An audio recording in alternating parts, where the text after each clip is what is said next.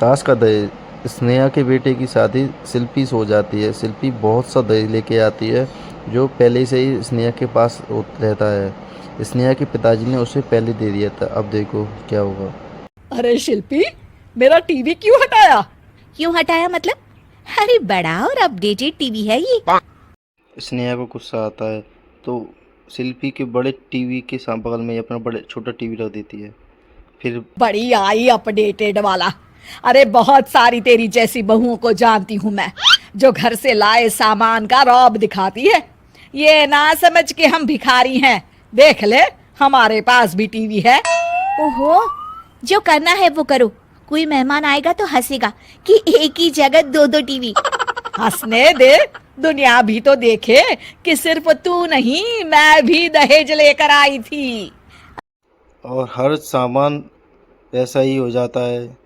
Drawing room में दो दो सोफा रखे थे, एक न्यू ब्रांडेड, एक लकड़ी का। देखते देखते इसने शिल्पी को नेहा की आदत बहुत बुरी लग गई और दोनों टीवी आपसी में देखा करते थे। एक में रामायण, एक में फिल्म स्टार वीडियोस। दोनों को आवाज़ सुनाई देती।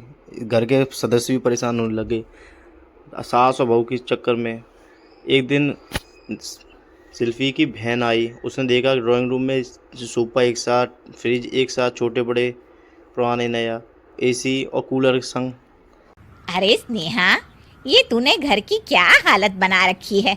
बहू रानी, तू तो नए जमाने की लड़की है, फिर घर को कबाड़ी बाजार सा कैसे सजा रखा है? नया फैशन है क्या? देखिए ना मौसी, माँ जी अपना पुराना सामान निकालना ही नहीं चाहती।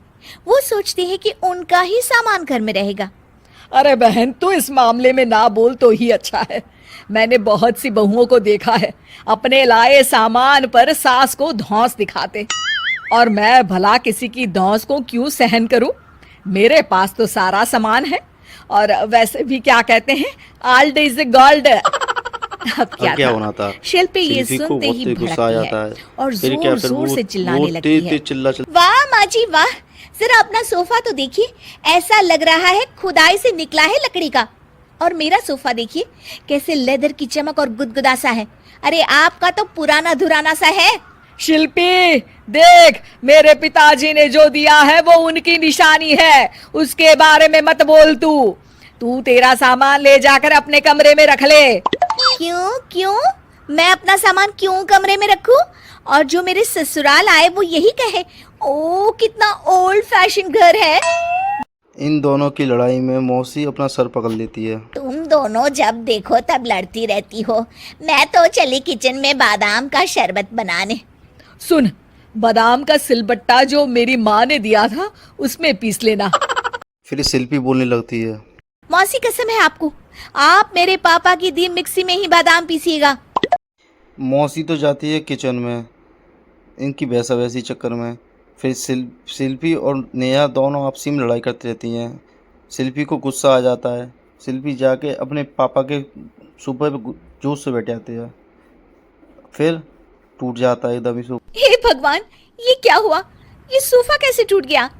बेटा अब समझ में आया ओल्ड इज गोल्ड क्यों कहा जाता है। टूट गया ना तेरा सोफा। किचन से जोर से आवाज़ आने लगती है। फिर किचन से मौसी काली पीली होकर निकलती हैं। शिल्पी, तुम्हारी कसम के चक्कर में मैंने बादाम के लिए मिक्सी का उपयोग किया था, लेकिन जैसे ही प्लग ऑन किया, अरे मेरा ये हाल हो गया।